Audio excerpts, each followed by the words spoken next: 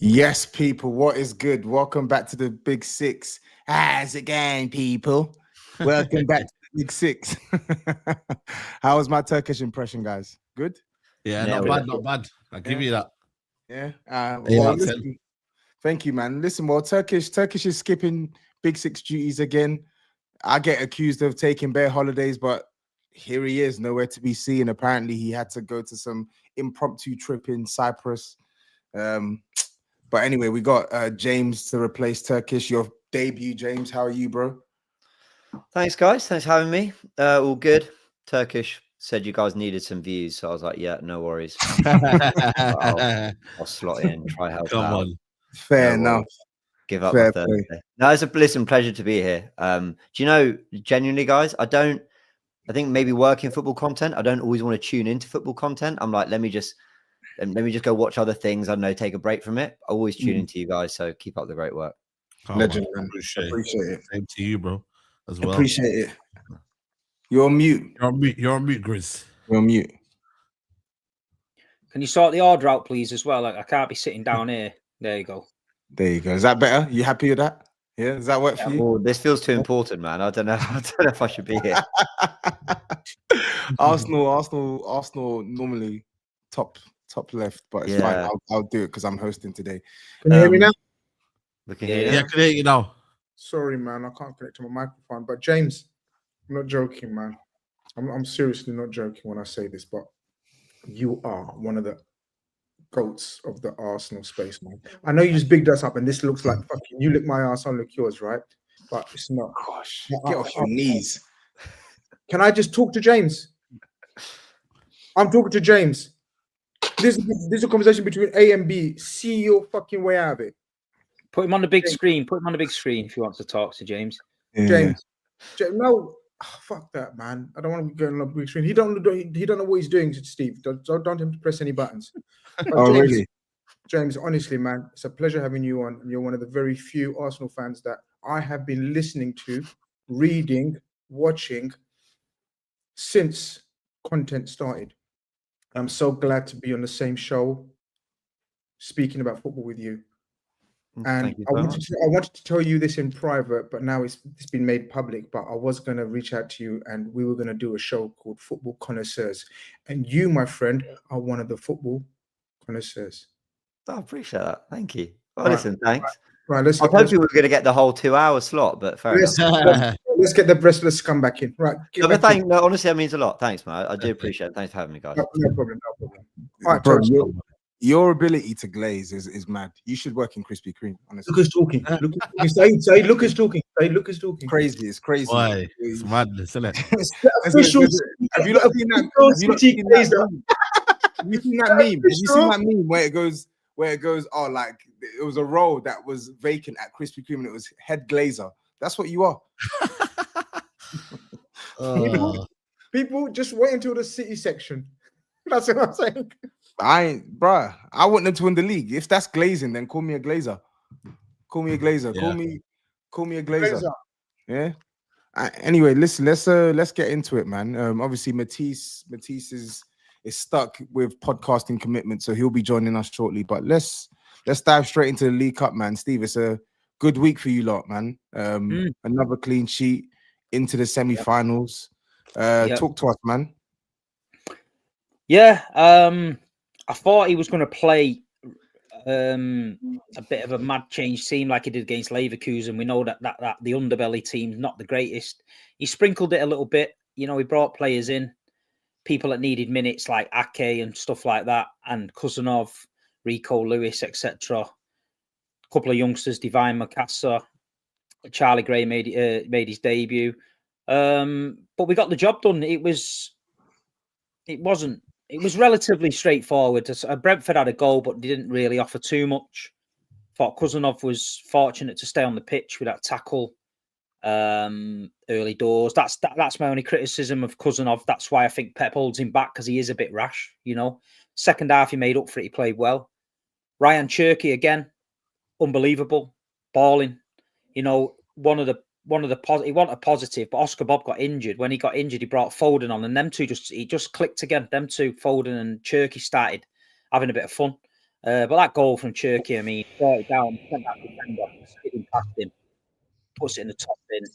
And then Savinho got a lot of criticism of the City fans past weeks, but in bits, it's not clean work, but he scored. It was a deflection, wicked deflection. He did okay.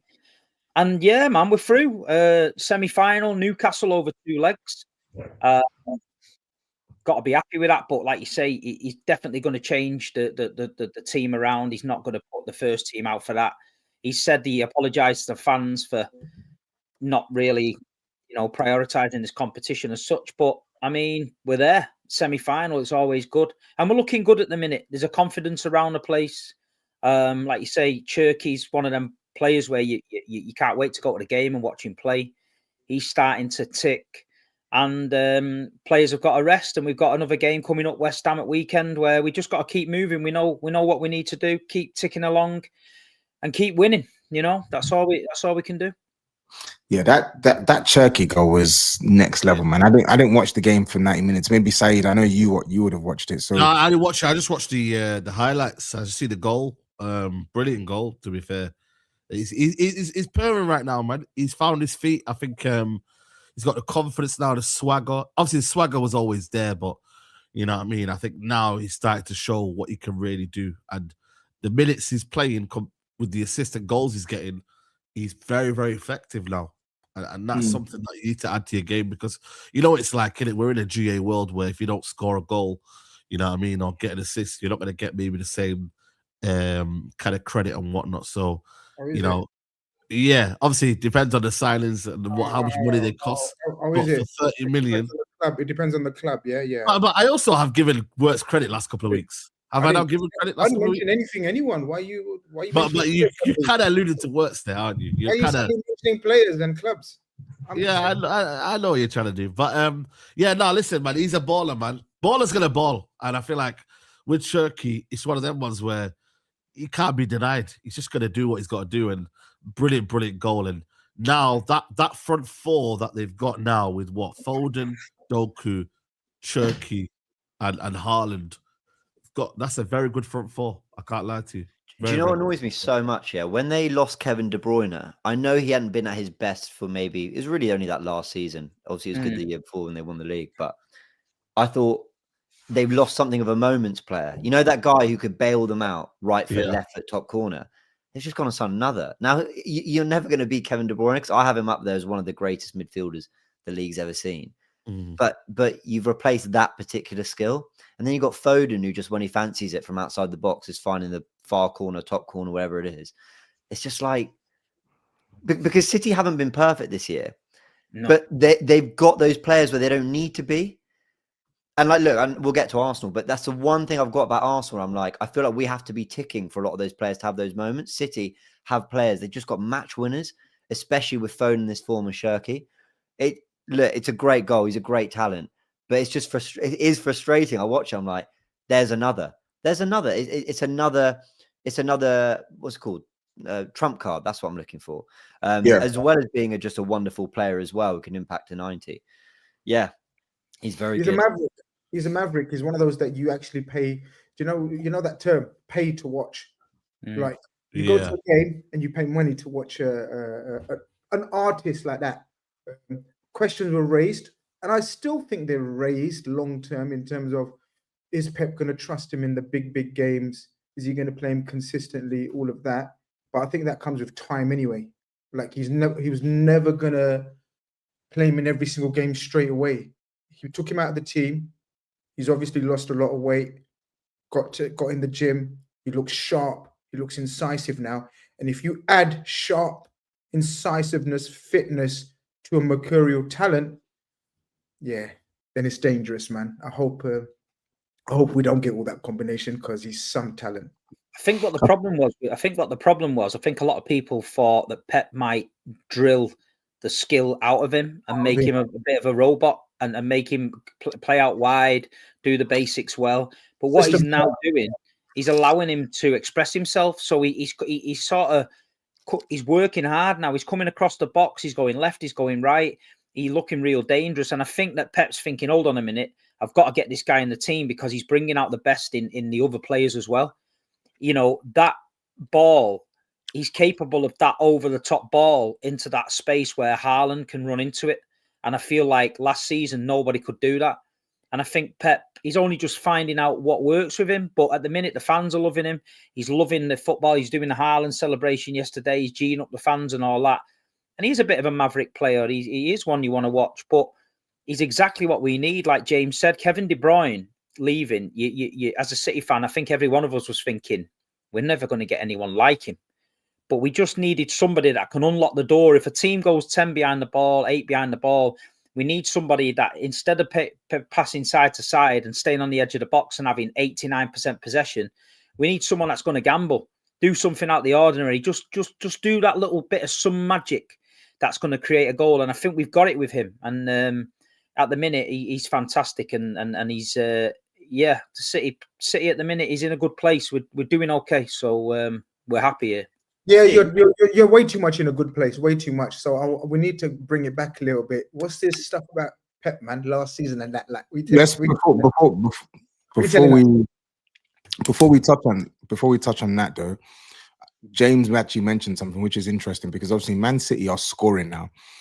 At the start of the season, it was just Haaland. Now Cherky, I see starting like he's got like 11 GA in 19 starts. Obviously, Foden's form. Even Savinho is getting in on goals the other day as well. Doku's production has increased in recent weeks as well. So, James, outside looking in, do you see? Are you not saying that you weren't worried about Man City before, but I think it's fair to say that before a ball was kicked, Man City on paper didn't look as formidable as they are right now. Has it changed your view on your chances of the title versus Man City's? Oh, I mean, like, obviously, week 17 we're going into. Yeah, like I'm more nervous about them than I was week 10, but I never went into this. I remember a line from Gary Neville on one of his podcasts. He went, Arsenal and Liverpool, the only teams I see able to win the league. And I remember at the time going, that feels so harsh on City, man. Like, they'd won 4 of the last 5. They've still got the best manager in the league. Still got the best striker in the league. And, you know, Pep's always cooking something up. Even when you doubt a player like Nico maybe wasn't quite up to scratch, and then suddenly you're going, oh, I get it more now. So I was always apprehensive of them. I think what concerns me is that I don't think City have hit their best yet. And they're still, like, they put 3 at Palace. Like, in that game, I saw Palace causing them problems, but they scored 3, and Foden's able to pull out that second goal, and Haaland needs a good delivery and he'll score. So I think what worries me is that they don't have to be in 3rd gear to get or 4th gear or whatever to get a really impressive result. That's the only thing that concerns me. But at the same time, for all I think they're going to get better and I'm more concerned about them, I don't think they're going to get to treble winning level. I don't think they're going to get to 23-24 level when they had Rodri, Gundogan, De Bruyne, Grealish off the left. I'm just not sure they'll get quite to that. And Steve can speak to that more. I mean, he's watched his team week in, week out. But I feel like there's still a defensive fragility there. I think Stones is still to return, but like, I'm just not sure they're going to get what Ake, Akanji, and Walker were at fullback for them within this squad. Maybe they go sign someone in January. Maybe someone surprises us. So, yeah, class team, class manager, obviously. But I think we're still going to learn a lot about them in the coming months. Yeah, I think they're still vulnerable to the transition. I still think they are vulnerable to the transition. I think, Núñez at right back is still an issue. I think if Gavardio Diaz, one of them, gets injured, I think Stones and Ake is that the most suitable place to come in. Okay, they got Cousin off, but for some reason he's not being played as much this season in the main games. So there is a vulnerability, but like you said, they've got January to sort it out as well. You know what I mean? Maybe they sell Savinho to Tottenham and then they get money there and they spend something. I don't know, but I felt like I was right to doubt City just because I feel like defense wins your titles, and I just looked at the defense and I thought, it's not the best defense. I'm not saying it's the worst. It's not the best defense. And I paired it with Arsenal. And to be fair, I kind of paired it with Liverpool because I was like, you know what? Van Dijk and Konate is still a stable, very, very good defense. Obviously, Konate's fell off a little bit this season. So, but it's Pep Guardiola, he's a genius. And he kind of, he proves everyone wrong year after year. So you can only give credit to Pep Guardiola for sorting them issues out. I want to mention Pep Linders really quickly, because it feels like the fullbacks get forward further. It feels like Doku, Shirky, Foden play on the inside a little bit more. That feels a little bit more like Klopp's Liverpool. It feels like maybe he's almost embracing, like, it's fine, we'll outscore teams. I mean, they won 5-4 at Fulham. And in some ways you can go, man, they nearly threw away a 5-1 lead. But also they had such a lead that it kind of didn't, cost them. I don't know. I wonder whether like Pep's got a history of actually figuring out the defense as the season goes on. That's what he did in the treble winning season, because it started with Cancelo, didn't it? And a few other players. So he can figure that out as he goes. But I also just wonder whether he's embracing, like, I've got 2 midfielders at fullback. I'm just going to let them get up the pitch. And good luck stopping Haaland. And good luck stopping a few of the others when they're in this form. So I think Donnarumma as well. Really interesting. Donnarumma as well, I think, made a massive difference. When we had Trafford early in the season, you've seen Trafford's distribution. He don't really want the ball. He wants to get rid of it all the time. Donnarumma's pretty much the same. He don't really want the ball, but City are not that team where we're going to keep the ball for 70-80% possession anymore. We're willing to take risks. We're willing to give teams chances. But in a shootout, we fancy our chances. So, Leeds might come back to 2-2, but we're going to win 3-2. Fulham might score 4 against us, but we won the game. And that's what I think Pep's thinking now. And Pep Linders, you are right. I think what Pep Linders has done, he's took a lot of pressure off Pep on the training ground, because I believe that Pep was doing everything. And now with Pep Linders and Kolo Touré in there, these times that they're taking the sessions, the lads are enjoying it. It's different. Pep's just overseeing it. But we had a lot of chases off the field as well as on it. And on paper, you look at Arsenal's squad to ours, and I think everyone would agree that Arsenal look set up in every position. But City have got that know-how, and if Pep gets that into their head and starts to breed it, I mean, the season we won the 4th title, I don't think anyone thought we were going to win that title. We just came at the death and took advantage of mistakes. And this is what City are. They need to be. You don't want them chasing you. The proof's in the pudding. When we're chasing, it usually ends well for us. So we know. I keep saying it on air. We know where we need to be, and we just got to keep going. But the injury thing does worry me a little bit. I feel like if we get a key player out, if Nico Gonzalez is out, for example, we've got no DM. If Haaland's injured, Mamouche, I don't think can step it up to that level. Whereas I think Arsenal can make it work with what they've got. You know what I mean? But I expect us to buy in January, tweak it a little bit. I expect people to leave, etc. But yeah, at the minute it's going okay. From the beginning of the season, we were a bit worried, but you got to trust Pep. And that's why I kept saying it's Pep, man. Last year, everyone's screaming, he's lost it, forget him, he's gone. You need to sack him, you need to get rid of him and all that. Who for? Nobody can touch him. So just let him have his moments and let him figure it out, like you say. And he did in the treble season. He figured it out. He went 4 centre-backs and won the treble. So we're doing all right. We're in the semi-final of the cup competition. People can laugh at the Carabao Cup, but when you haven't won a trophy for a season, you want trophies, man. So let's keep going. Are you happy with your draw? Is it Newcastle? Yeah. I wouldn't have minded anyone.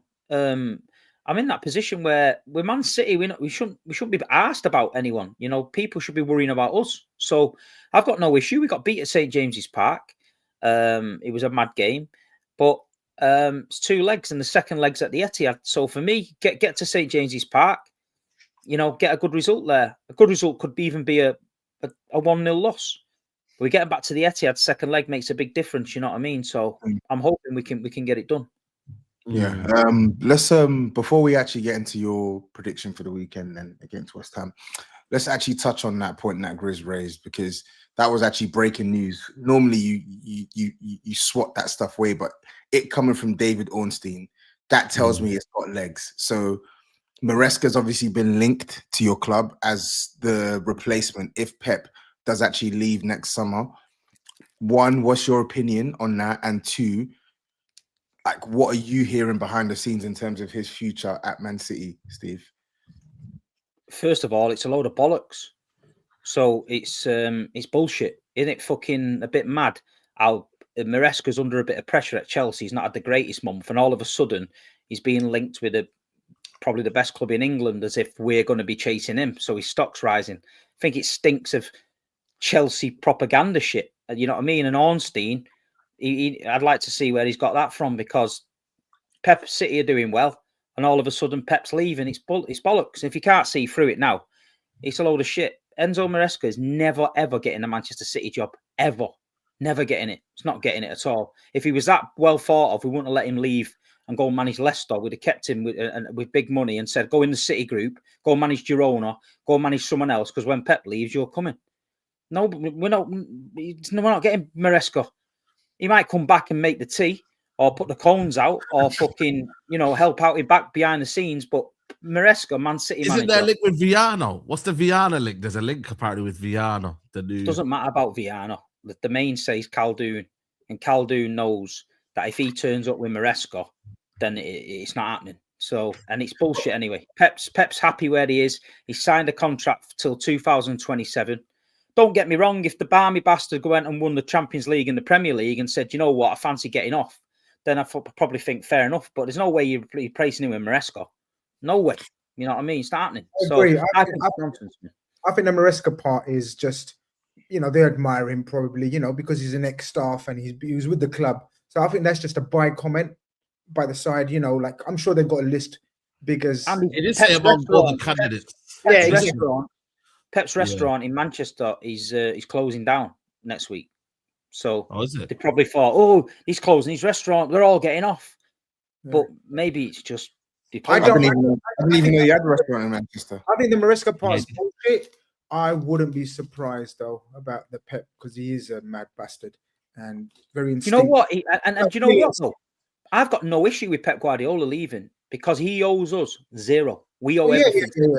100%. So if he said, I'm getting off, I'm a bit tired, I want to go and spread out in Dubai for a few months and chill out, good luck to him. But it's not going to happen. I think last season hurt him. I think all the press and everyone putting pressure on him, saying he was finished, and he's scratching his face and he's lost the plot. And then don't forget, he lost his wife. His wife split up with him and all that. So he had proper issues, not football issues as well. He had real life issues. Yeah. He seems to have settled down a little bit now. And like you say, he's coming back into it, and we're getting that old Pep back a little bit. So I think he's ready for a rebuild, and he's fancying having another little push at it. So if we get another couple of years out of him, we'll be happy. But Maresca, I can't see it. I think Vincent Kompany is lined up for that job. I've got it in my head. Vincent Kompany's coming. So certain people are doing podcasts and shows about is Pep finished, man. You know what I mean? Exactly, mate. Yeah, they think I've got all the receipts. I've got all the receipts. The cheek of you, Grizz. No, but that's what I was saying, you though. I know it. Yeah, I was going to say it's cheeky from Grizz, but I don't know if James wanted to come in there. I was just going to say that. Look, like I said, Steve knows his club, but listen, when Ornstein speaks, though, and I know he gets things wrong, of course he does, but he doesn't. He's the guy who, he tweets about a transfer once or twice at best. He's not like the Fabrizio Romano relentless tweeting about something. That's what I'm saying. And I just think there's something about, I don't know. I wish I could give you something more quantifiable than just a feeling, but I saw that news, I read the article, anonymous sources at City. And look, to be fair, all they said was there's a growing sense, right? So it just felt like maybe a little bit of laying down bricks. I don't know. I've heard over the last 18 months, I've heard that Manchester City admire Michael. Michael's a manager at Girona that did well. Because he was doing well, all of a sudden City was after him. We've heard him about Kompany. We've heard about Enrique. Man City will know where they want to go with it. They knew what they wanted. They knew they wanted Pep for a long time. They knew that Pellegrini was just a stopgap. Pellegrini knew the same. They'll know who they want to get. There'll be a shortlist, but it's just Maresca at the minute because he's stinky. It was a bit stinky the last month for Chelsea, and City are doing well. Oh, let's throw this in there, and it gives Maresca, it bigs him up like Man City are thinking about getting him, and then it might rock the boat with Pep and City because they're all of a sudden winning. I've seen it. I've seen it before. Last season when we were shit, they was murdering him online, murdering him. They were in his personal life. He was having an affair with a physio. He was doing this. They tried to destroy him. It's the media over here, but everybody knows, and Man City fans know, that Ornstein's talking bullshit, and he's actually someone's paid him to say that for me. That's what I'm saying. So they're correcting me in the comments. Apparently, it wasn't sourced in the club. So apologies for misspeaking there. But yeah. Anyway. But I'm not gonna lie. Yeah, go on, Toby. I was gonna say, I'm not gonna lie though. Like because it's Ornstein. When I was reading the article, it said if Pep was to leave, he's a name that's high up in consideration. And I don't know, maybe I'm just thinking weirdly about it, but I'm not really looking at it thinking, bro, what the heck? How can his name be on the list? Like, when I think about it, is it that far-fetched? Is it that far-fetched that he's in consideration for the Man City job? I don't think so. He's managing a big club right now in England. You ain't replacing Pep Guardiola, who's won what he's won, with Enzo Maresca. It's not happening. It's not happening. But you'd replace him with Company, though. Yeah, but Company's got a deep-rooted fucking like heart in the club where people would, you know, he's destined to be the manager. Maresca was under 21 manager and okay, did all right, but other than that, why would but you can have a player who's destined, who's entrenched with the club, but ultimately, if there's a manager who's already managing in this league and already has experience managing a big club in this league and already knows and already has been part of your network, your coaching network, is it so far-fetched that he would be a consideration? I don't think so. Look at all the managers that have been part of Pep's network, and he's got. You can list them all that have had some sort of connection to Pep that they might be looking at. But the Maresca thing just stinks of, right, well, we'll just tout him up here and PR machine it and spin it because he's getting a little bit of grief at Chelsea. We'll make the Chelsea fans worry that their manager might leave for Man City and make the City fans think, oh, Pep might leave. I just think it's rubbish. Yeah. I just think it's rubbish. I don't think City are going there for him, and that's my opinion. And like you say, what I've heard today on the City channels from City people that I respect is just laughing signs and just saying this is just embarrassing that this has come out. So I wouldn't take any notice of it. You know what I mean? The only thing I would say, and maybe I agree with Steve, is that because Maresca's gone through a few issues last couple of days, this is almost like the Chelsea saying, listen, we can go to Man City if you want in the next year or two. So you better basically start fixing up and start, you know, patterning up, because there is a bit of maybe tension between Maresca and the board. So maybe it's just almost like let's put this out there and then it might, you know, work Chelsea a little bit up. But I can't lie to you. I don't, it's not a foregone conclusion though. Maresca, what's going on over there, the links beforehand, he knows Pep Guardiola. Dare I say David Moyes and you know, Alex Ferguson handing over the baton. But at least Maresca's gone to a big club like Chelsea before he's gone to Man City. There is a little bit of experience there. Chelsea's big club, so it wouldn't be as, you know, as far-fetched, if you know what I mean. So I'm with you, bro. I'm with you. Yeah. But anyway, let's actually move on to predictions. So obviously, Steve, you're playing West Ham at home this weekend. Really should be a routine win, right? Saying that, they got a point at Old Trafford, and then they were doing well against Villa at home, but Villa come back. I think we will beat them.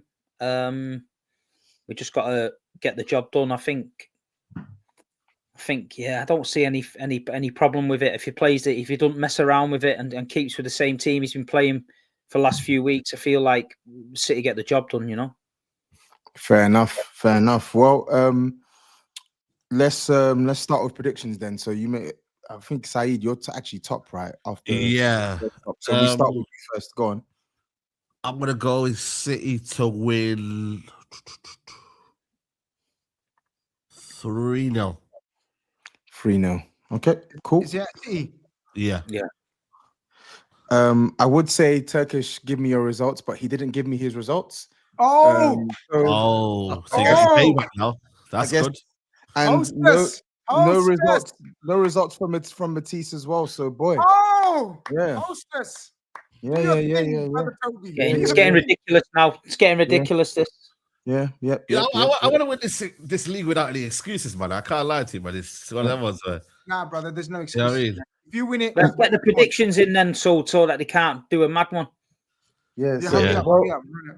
Sorry, you don't want any point deductions. You just want a clean win. I want to win it with a bit of, you know what I mean, a bit of competition as well. I can't lie to you. It's a bit boring if people are not even handed up. You know what? People bring up the 1-1-5 and they're like, no, I don't want that to happen because I want Arsenal to win the league and actually beat City. I'm starving for a title. I don't care what points deduction. Just give me one. I'll take it.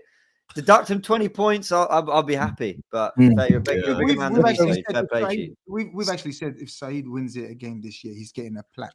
Like I'm ready to build your brother a statue, man. This is mad. Outside Old Trafford in the car park. So thank you. let's get on with predictions, man. I want to see how many we can. Yeah, hurry up. So Steve. Yes. Score prediction. I'm going for 3-0 City. 3-0. James, in Texas absence. 5-0 City. 5-0. Fat Grizz. 3-0. Yeah, so 4, but gone 3-0. He's gonna. Yeah. Have you got game in Champions League in the midweek? I'm going 2-0. Stevie, City. No. Can I change it to 4-0 then? I just said I'm going 2-0, so you can't change it. See, why are you hosting? Why are you hosting? What do you mean? Why am I hosting? I need to predict as well. What the hell? I'm saying. What do you mean? Why am I hosting? I literally still talk to Steve. Who told you to predict here? I'm still talking to Steve. I'm getting advice. Unlucky. Sorry. See, this is what I mean, isn't it? This is why I never back you. I never back you. This is why I never back you. I don't care if you don't back me, to be honest. I don't. You do, because you cry about it. I don't cry. I just stick it on you, mate. It's that simple. And speaking of stick it on you, let's talk about the next big game. In fact, the biggest game this weekend, probably. Oh, yeah. Spurs at home to Liverpool. In fact, before we do, let's actually go through some super chats. So let's go through some super chats. So there's a super chat here from I don't even know. Apologies, I can't pronounce that handle, but it says, big up everyone. Steve, can you talk about Josko Gvardiol? He's quietly having a great season, very composed on the ball. Yeah, he is. He is. He's doing all right. He's ticking along nice, but there's still the odd mistake in him. But I think he's becoming a really good centre back, and we miss him if he's not in the team. Like you say, I think Diaz prefers playing with him. Fair. Ben, big up for the super chat. Ben Les. Again, I'm struggling with this one. Pep is going to ruin Turkey, he says. These people watch Cancelo have more dribbles per game than most wingers in the league for years under Pep. Interesting. Interesting. They watched Messi, Iniesta, Robin, Ribery, etc. all have full freedom, but Grealish was their evidence. That's a fair point. Very fair. I don't remember people accusing Riyad Mahrez of being robotic. He was still a baller. Yeah, they go off the Grealish one, don't they? But like you say, mad. Robertinho _546. Big up for the super chat. He says, yeah, 0-0. Yes, come on, Arsenal. You're never going to live that one down, James. 32 minutes. I'll take that. That was longer than I hoped. It says, big up Harry Potter and the panel. Shout out to Zero Bollocks FC. What a treble. In all seriousness, you lot should always put on a show. Big up. Thank you. Thank you. So Masoom 9320 says Maresca news is funny. Recently he changed his agent to George Mendes. Now Maresca is under a bit of pressure, so his agent is doing his job. Good PR, I guess. That could explain a lot. I think that speaks to what you were mentioning, Steve. Another one here from a City fan says, from Shamar says, we are not built to defend without the ball. We need the ball to defend, and that's what Rodri will help with, and maybe an Anderson if we sign him. Are they going to spend big in Jan? No, they might. I think they might need a right back, but and maybe a winger. But we've got Rodri coming back in as well, which is massive, like massive. If we can get fully fit Rodri coming back in, and him and Nico can just tweak it here and there where they need to, that's massive for us, you know. I'm just going to read this chat from the members. It says, Turkey cost 30 million because the French media is spreading false narratives with racial undertones. No true stories of attitude or laziness at Lyon. Okay. All right, cool. That's it for the City Supers. Yeah, let's move on to the next game, man. Tottenham versus Liverpool. You know what, Grizz, I'm going to actually hand the mic over to you. You can talk up this game first from a Liverpool perspective, and I'll give the Tottenham perspective. Usually it's the home perspective first, but you know you're confused because you're hosting. No, I'm hosting, so I just wanted to give you the floor. You're confused. You're confused. I'm not confused. You're right. It's always the home team first, but it's okay. I know it is. I just said I'm going to give you the mic. I'll tell you why it's okay though, because we need to treat it like a home game. We need to go there and boss proceedings. You are under pressure, nervous, the tension between Frank and the fans, etc., etc. We need to capitalize, man. we're not playing amazing, but we're in a little bit of form. We're much better than we were 3 weeks ago, for example. And we need to capitalize on that uncertainty, nervousness that you're going to have at the London, what stadium? Tottenham Hotspur Stadium. But yeah, whether we can do it is a different story. We've seen you guys in the big games. You've given out like ridiculous presents and sweets and toffees, man, as goals, man. And I hope you give us one and we're able to take it. My main thing for Sunday is I hope and pray Szoboszlai is fit, because he's been the shining light of this season. Like literally only him and Ekitike. He's been magnificent. Literally a one-man wrecking machine in that team. The rest have just been sort of absolute pants overall. So I'm hoping he's fit, because if he isn't, it's going to take my confidence levels low, very low. At the moment, they're fairly high, especially if we can get that first goal. I think it's crucial that we get that first goal, and then the Spurs crowd get on your case. It's going to be interesting from your point of view how Thomas Frank approaches this, because he's under pressure to attack and entertain, etc., play the Spurs way. I think we'd love that. And yeah, man, we've got Ekitike in form. As I said, Gravenberch had played his best game on the weekend. Konate is looking much better. I know he couldn't look worse.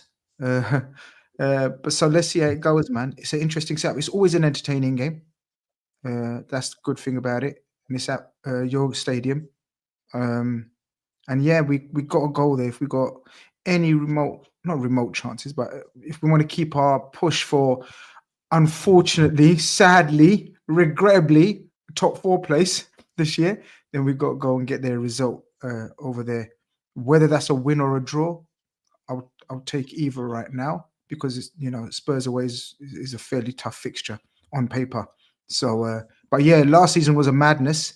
If we get anything like last season, 6-3 was it, or 6-2? 6-3. 6-3. Yeah, 6. The madness. If we get anything like that, we're in for a cracker. So Mob will be making a comeback. Make sure you're there, people. Sunday, we're making a comeback. And let's see how it goes. You go fourth with the win. Hey, you go fourth with the win.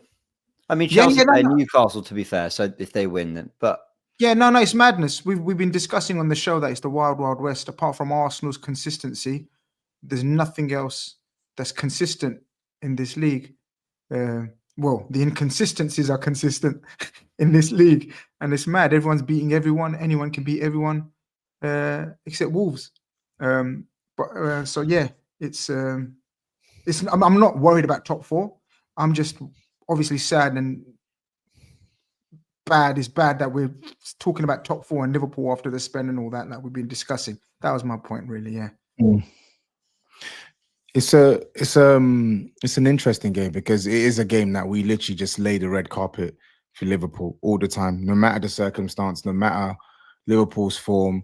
We will literally gift wrap them 3 points in the bow, and we'll treat them with the utmost respect and play within ourselves. And yeah, man, we saw what happened last season. We basically played that game with no midfield, and we got smacked, absolutely smacked. But I'm sorry, you hit the nail on the head with Thomas Frank. For me, said it a couple of weeks ago, he's out of his depth. He needs to be sacked, in my opinion, but he's still in the job. And if you're going to be in the job this game, we have to go out and poke holes into that Liverpool team. Because I know you're saying you want us to come at you, attack, you can hurt us, but we can hurt you. And we've seen multiple teams. I saw Leeds. The minute Leeds smelt blood, Leeds had you rattled. PSV came to your ground and put 4 past you. Like Sunderland came to your ground and troubled you. Forest came to your ground and put 3 past you. I'm not saying this to say that we're guaranteed to win. I'm saying it to say that you're vulnerable. The same way we're vulnerable and we have vulnerabilities, you have vulnerabilities too. And the same way you're going to look to expose us, we need to at least go out and try and expose your vulnerabilities. I don't want to see us playing within ourselves, rolling out the red carpet for you. I've seen Konate shaky. I've seen Kirkes shaky, right? I've seen teams play through your midfield. I need to see us play with the same bravery that other teams have played with and have been able to get rewarded for that bravery. That's what I want to see in this game. I think for me, if he loses this game, another home loss. I know we've heard all the news reports on, his job is safe, etc., etc. But if he loses this game, there's got to be some pressure from the board on his job now, because it's actually getting ridiculous. It's getting ridiculous. If he loses this game, and forget about losing, if we get smoked in this game, or we put up another one of those Chelsea, Manchester United, Arsenal-esque performances this season, surely there has to be alarm bells internally at the club to start signaling that, yo, this guy, he just might not be it. Because you can lose to Liverpool. Like, I won't even cuss this team like for losing to Liverpool, because as poor as they are this season, they've got players better than us in certain positions that can hurt us. You still got Ekitike, you've got Van Dijk, etc., etc. But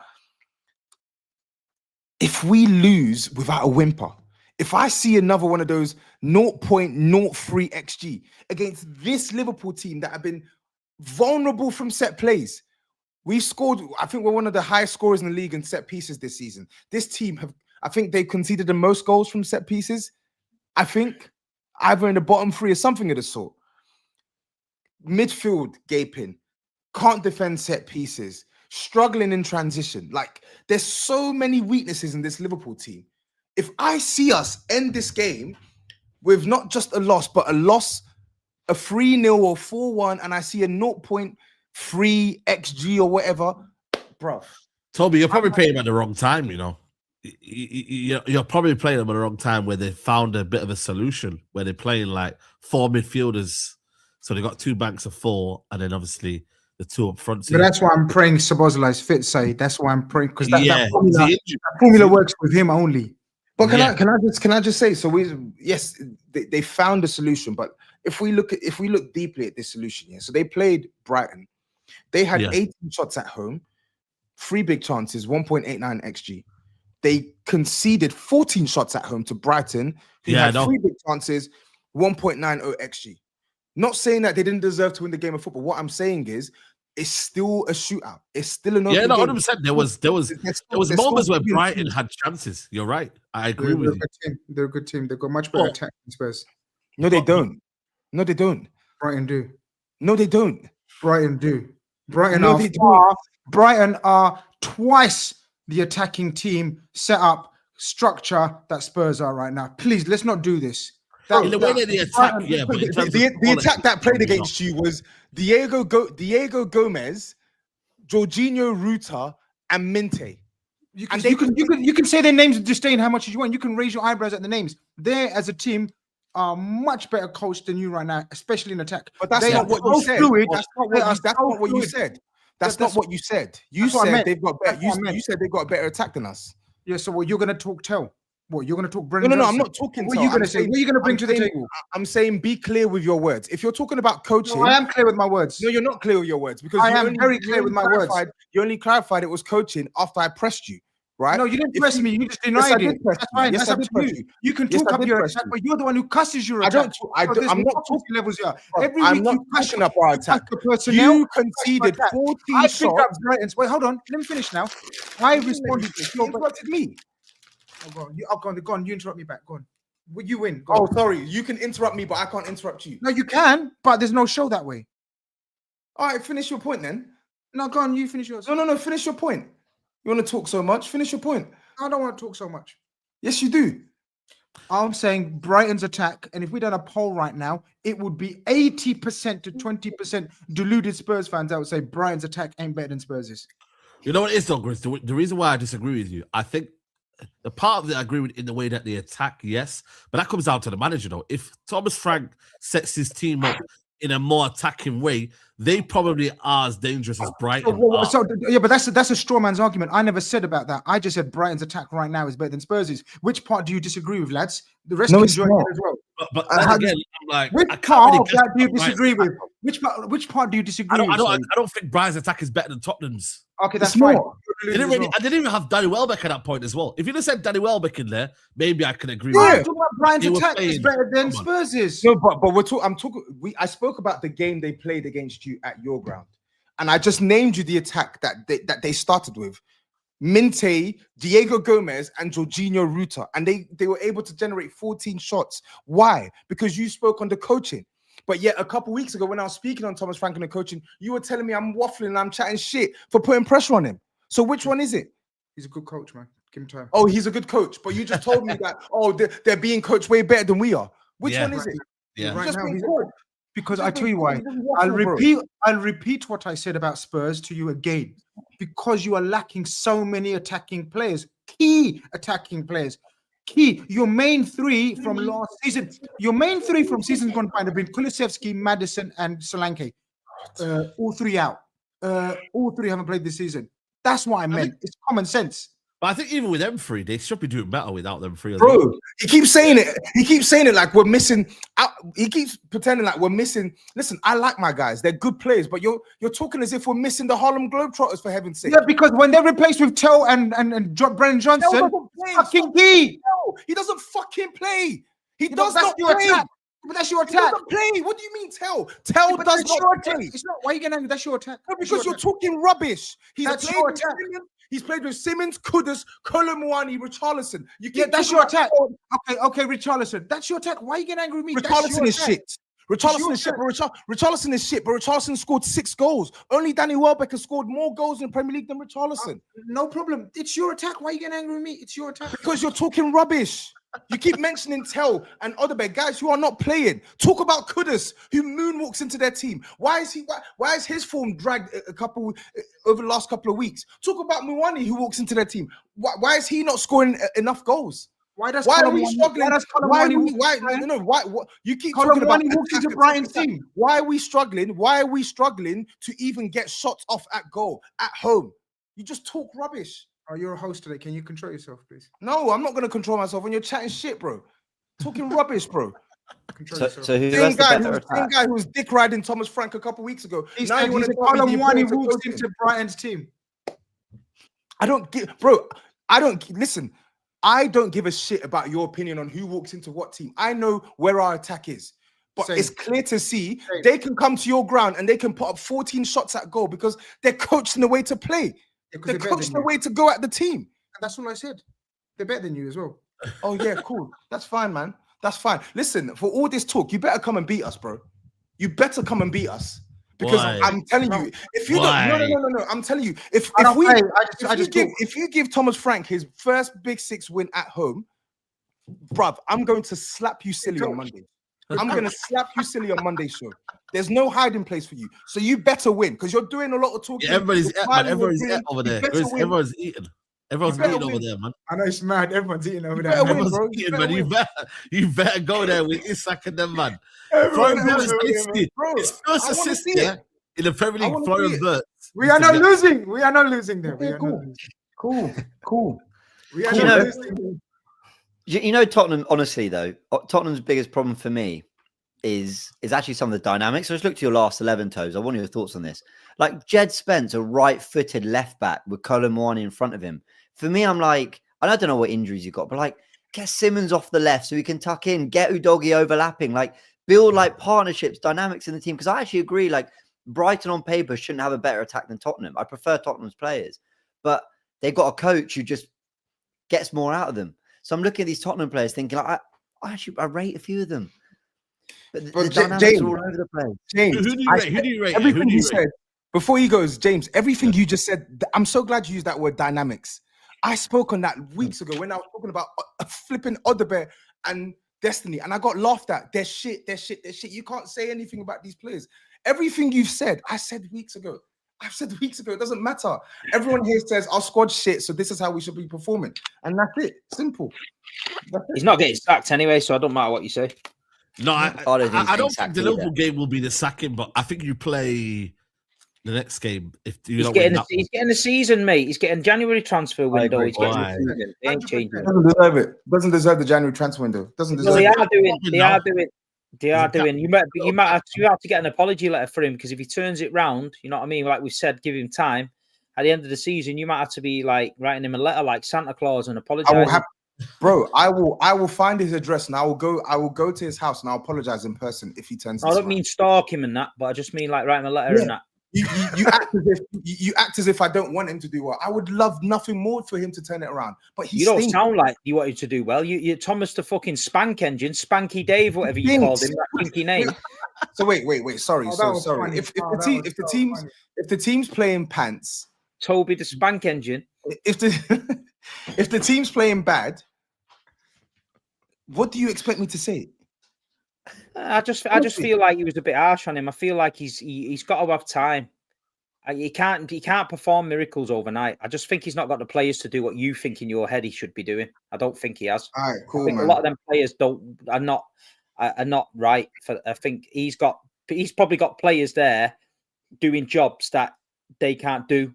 Yeah. So I think at the minute it looks very disjointed, and it's not going to be where you need it to be. I feel like if they've trusted him, the process of him as manager, I feel like they need to get his bodies in. And I think if would be fair to give him to the end of the season, a good window in January, and I think you might turn it around for you. You know, just to make the case for Frank, he didn't start well at Brentford. Brentford were looking like they might get promoted. Then their manager, I can't remember his name, went to Villa. Do you remember the guy who went to Villa and then he went to Norwich for a bit? What was his name? I forgot his name. Let us know in the comments. But he took over him.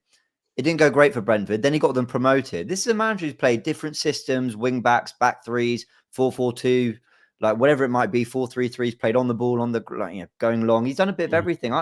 I think he can figure this out at Tottenham. I think there's a really good manager there. I think he can figure this out. Whether you give him the time, fair enough. It's your club. You got. I don't know if they sack him. If they sack him, they're going to get somebody else in with different ideas, and the players he's just bought, he might not like. And then he's back to square one. He's just going down that same road all the time. And I thought he broke the mold. Yeah. There's a little bit of a gap now. There's a little bit of a gap forming now between, let's say, top 5 and the rest. You know what I mean? Speak on it. And I feel like I don't think that group of players that he's got at Tottenham were ever going to get him in the Champions League. I didn't think that. Oh, I agree with that. When we say Champions League, though, Champions League includes the 5th spot. Nobody is here saying he has to finish in the top 4. But we have a squad that definitely can challenge for a 5th spot or 6th spot. And even if he didn't get a 5th spot, nobody's going to kill him for that. We're talking about the performances. The performances are turgid, bro. They're not good. We don't play well. We don't create chances. We don't get shots off at goal. These are basic. You've got a team, a squad that the Champions League is just an unnecessary distraction because you're not going to do anything in that. You know that yourself. Okay. You're not. What are you going to do in that? You're fucking. I don't know who you think your team is. You've won the Europa League, right? Take a step back from your Tottenham tinted glasses. You were 17th in the league. You were dog shit. You were getting bummed off everyone, left, right, and centre. You went to the Europa League, yeah, and won that. That competition was the worst it's been ever because no Champions League teams dropped in it. It was crap, right? And then now you're in the Champions League and your team is crap. You might beat Sparta Prague, Slavia Prague, and shit like that. But when it comes to the big boy teams, you're going to get drilled. And so why don't we get drilled by you? What do you mean? You caught us at the right time. Let's put it that right. That's the right time, yeah. We can be. But you're getting drilled off everyone else, so don't worry about us, mate. You're getting drilled off everybody else. I'm not We're worried. second. I'm not worried about you. We're in the semi-final of the Carabao Cup, and we're 2 points off the top. Bro, I'm not worried about us. I'm not worried about you. You're taking don't make comparisons because Brighton battered us as well. Bro, you're taking it as me dissing you. I'm not dissing you. You said, why didn't you get drilled off? Because you had a good game against us, and that's it. So then that's my point. Good game in 10, but at the minute, don't forget the City result. It was a freak. The City result was a freak. But that's my point. You're literally proving my point. You're literally proving my point. So no matter what you think of the team, we've actually seen this team have the capacity to play better than we've played in recent weeks. With Consistently though. No, bro, you're not listening. You're not listening to what you're not right. Every team, even Wolves, yeah, can have a game where they think, wow, if I watch Wolves Arsenal at weekend and someone asks me to say what position Wolves were in, I'm not going to tell them the bottom. So you can have the odd good game, but you're not consistent enough to put results together. You don't play good football. Listen. Forget about playing good football, scoring 3-4 goals. I'm talking about the basics. The basics. Getting shots at goal. getting the ball into the final third. I'm not talking about playing Barcelona sexy football. Nobody expects him to be winning 5 and 6. Nobody's expecting this. So when you keep saying all these points, oh, the team's crap, this, that, look at the teams that are in the top 10 now. Are Sunderland really stronger than Spurs? Really? No, but they're not, and that'll level off. Don't worry about that. It will level off over time. But what I'm saying is, this guy is probably playing systems now he does not want to play because he's only got the personnel he's inherited from Ange Postecoglou. Your team last season was terrible. He's added 4 or 5 players. He at least deserves another window to add 4 more and get some shit out the door. Okay, then judge him.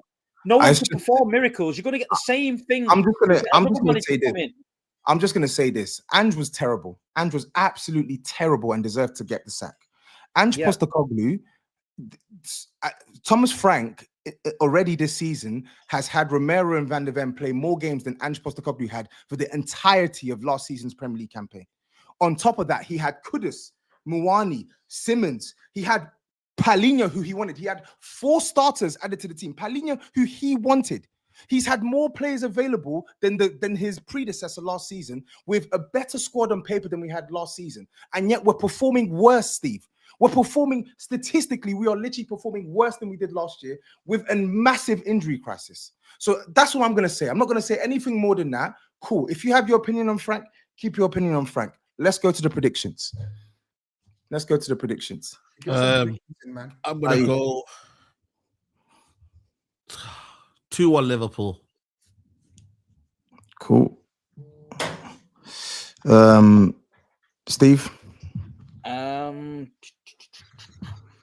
I'm going to say 1-1. 1-1.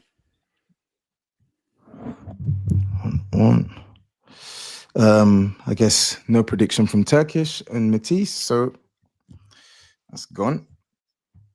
Yep. So then I will go next. I think I'm going to go 2-2. What? GRIZZ? You're not beating us after having XG of 68. Brighton had 68 XG against us, and you can't beat us. Oh, poor. We're going to beat you 2-0. Okay. Cool. 2-0. And those are the predictions done. Let's quickly just scooch over to the supers. Turkish is saying that his predictions have been in since 3 o'clock. Mate, they're not sent to my phone. I'm the one that's hosting. They're not sent to my phone. If they're sent to Matisse, then Matisse should have been here to host.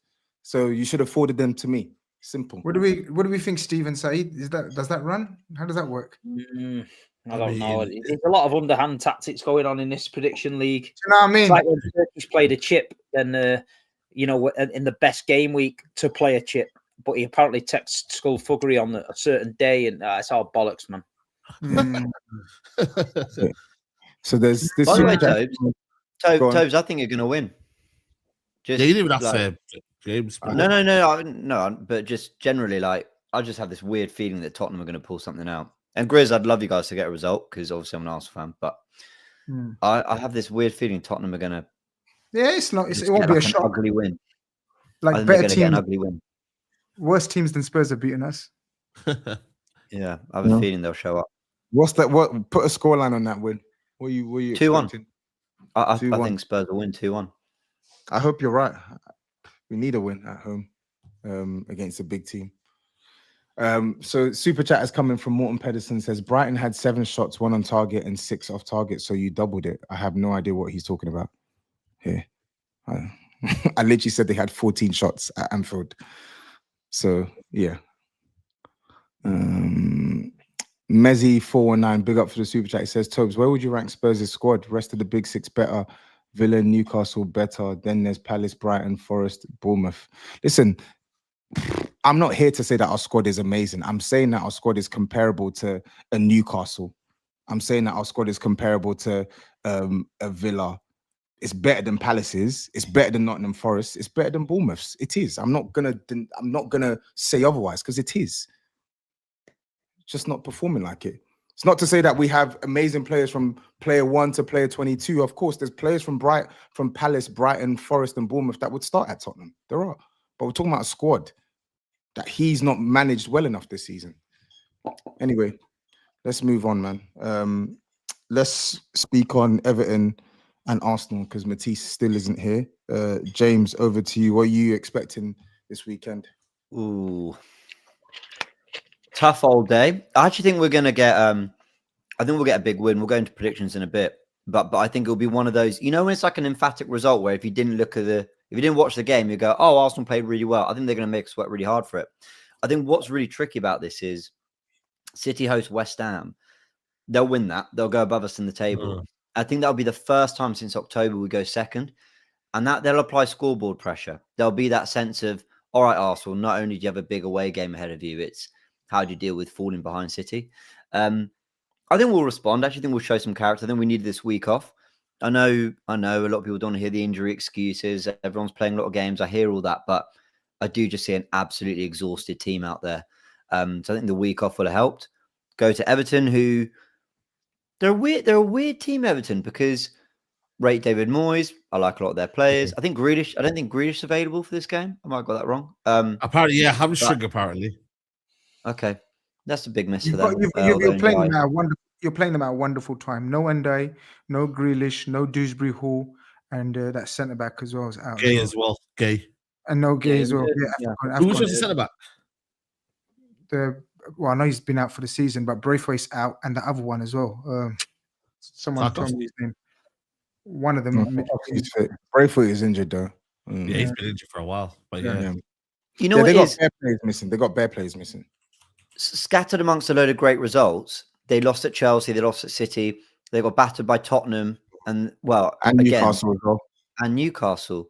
So, like, I'll be really disappointed if we don't win this game. Basically, though, I respect that. I think they'll make it tough for us, and I think it will be. For what it's worth, I think we're going to win 3-0, but I think it'll be one of those where we're like 1-0 up to like the 75th minute, that kind of thing. Then the game just opens up. We might nick another 1 or 2. But I have a feeling that with the rest that was needed for the week, we come out and put in a performance just to remind everyone we're a good side. I think everyone ran away with that Wolves one a little bit. I know we didn't. We played terribly, awful, but we won. And like I think largely across the season we've been very good. So I think we'll kind of remind everyone that we're still a good side. Yeah, I think doubting that. Yeah. But if them players were available, I would have given. This would have been a very tough game for Arsenal. Mm-hmm. If Ndai's there, tricky winger, I like him a lot. You know, if Dewsbury Hall, I think it's been a good acquisition from Everton. Yeah. If he was available, Grealish, I would have been like, you know what, this could be a good game, but the fact they're not there, I'm just like, yeah, I'm not sure if they're capable of doing well. Their bench is not the greatest. I know they got Alcaraz and a couple of others, etc., etc. Big up Matisse. Yeah, I'm just here to kind of take inspiration from Toby's setup. So I just thought today, no, they don't need any lighting. You guys, Steve as well. It's just using my laptop. Fuck it, who cares? Yeah, I don't really give a shit, to be honest. I'm lucky I even showed up. It's also the framing. I don't know if you could be closer if you try. Yeah. What an entrance. Big up, man. Fair enough. Yeah. I'm not gonna lie. I think this should be a routine Arsenal win. And yeah, Gyökeres. Let's see if we can get off the score sheet. I don't know what's your feelings towards Gyökeres. I know there's the big conversations, but I know you don't like him, man. Just free the road. The footballing man. He says the footballing man. Do you know? I'm going to shock you here, Tobes.